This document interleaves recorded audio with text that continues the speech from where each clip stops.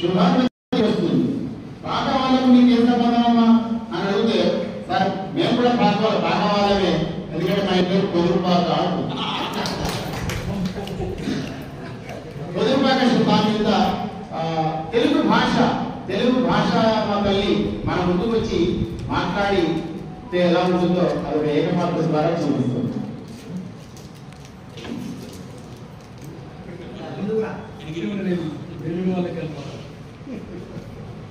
అందరికీ నమస్కారం. నేను